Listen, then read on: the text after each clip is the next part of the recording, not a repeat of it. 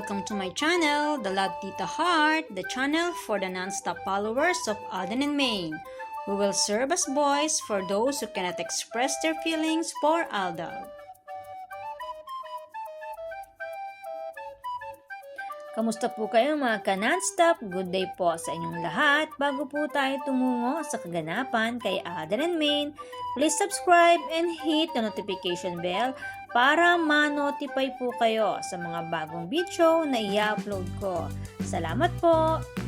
Happy Heart mga ka-Alda, bilang panimula, nais ko pong muli na ipakita ang mga preggy pictures ni Mrs. Nico Menday Pokerson bilang isang maliwanag na ebidensya ng pagiging isang ina ni Mengay sa mga mestizo at mestisang mga supling ng Pokerson Jr. couple, Mengay and Tisoy.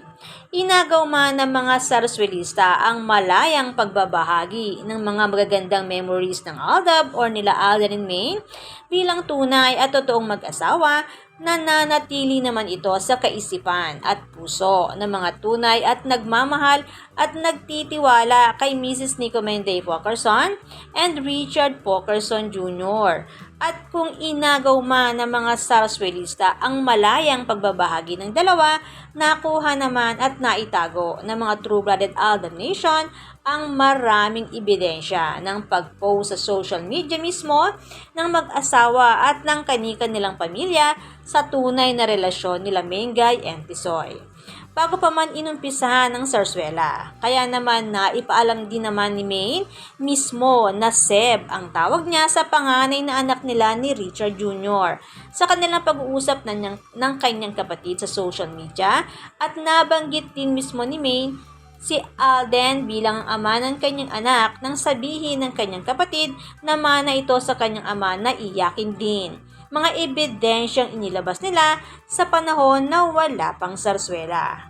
Inuulit-ulit natin ang mga bagay na ito dahil ito yung paraan ni Nico Maine kung paano niya maibabahagi ang totoong relasyon nila ni Richard Jr. at isa ito sa pinakamagandang pagbabahagi ni Mengay para ipaalam sa buong Aldab Nation na nagbunga na ang pagmamahalan nila ni Tisoy. Isa sa pinakamagandang pahina ng love story na napilitang isa pribado ng mag-asawang Nico Menday and Richard Pokerson Jr.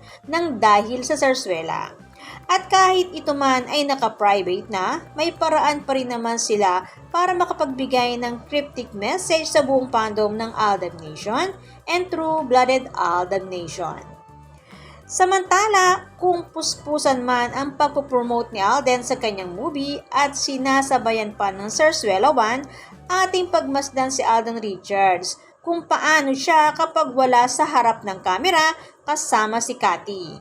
Ganito si Alden kapag hindi oras ng pagpopromote, pagmasdan ang kanilang distansya at pagmasdan ang kamay ni Alden. Nasa loob lang ng bulsa nito. Pabalik ng Maynila galing sa mall tour sa Jensen. Pero kapag si Maine ang kasama nito, ganito. Sa airport galing sa honeymoon abroad, hinalikan si Maine at dahil proud si Mengay bilang asawa ni Tisoy, nakapusod pa talaga ang buhok nito para kita ang tanda ng pagmamahalan nila. Marka na inilagay ni Alden sa leeg ni Maine. Ganyan magbakuran ang mag-asawang ito, sobrang pure and genuine. Hangad na ibahagi ang kanilang pagmamahalan. Ito pa ang isa, hindi makapagpigil si Richard Jr., pilit sinimsim ang kabanguhan ni Mrs. Nico Maine. Mga galawang mag-asawa nila Alden and Maine na tila ba pinapangarap ng mga nagiging leading lady ni Alden sa ngayon na maranasan nila ito mula kay Alden. Sa totoo lang, kawawa din ang mga nagiging leading lady ni Alden katulad ni Cathy and Sanya. Halatang nahuhulog sila sa sobrang pagka-gentleman ni Alden Richards, bukod pa sa sobrang gwapo nito at pagiging mabait at mayaman. Ang gimmick na para sa trabaho lamang at walang personalan, halatang hindi kinakaya ni Cathy and Sanya. Sobra silang kinikilig. Pagkatapos ng kanilang mga proyekto, sino naman kaya ang susunod? Basta si Alden Richards, ika nga, trabaho lang at tuloy-tuloy na trabaho hanggat may dumarating para sa lumalaki niyang pamilya. Speaking of pamilya, ibinahagi ni Daddy Bay, Raisa and Alden ang pagbisita nila sa Sonia's Garden, kung saan pinuri niya ang pagkain at serbisyo na meron doon. Nasabi ni Alden ay katulad pa rin ng dati. Last year, nagpunta na rin sila sa naturang lugar. Sabi nga ni Alden, silang buong pamilya ang nagtungo doon at bumisita. At tila ba super kumpleto talaga at tila ba ang alagang doggy ay kasama rin nila at ipinakita pa talaga ito ni Alden sa kanyang short video habang nagpapasalamat at nagkwento tungkol sa Sonia's Garden.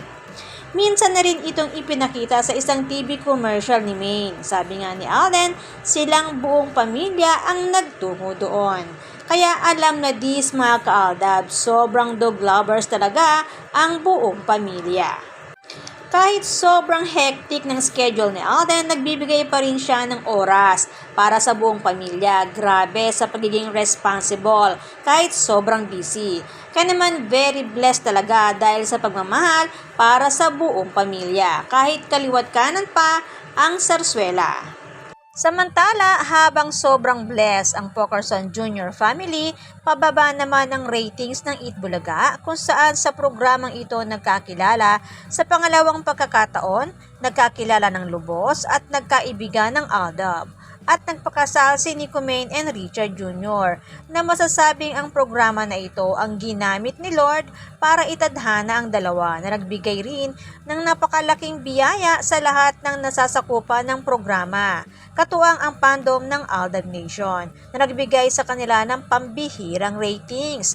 Ngunit buhat ng pinaghiwalay ang Aldab ay unti-unti rin bumagsak ang ratings ng naturang programa. At ngayon ay nasa 2.9 na lamang.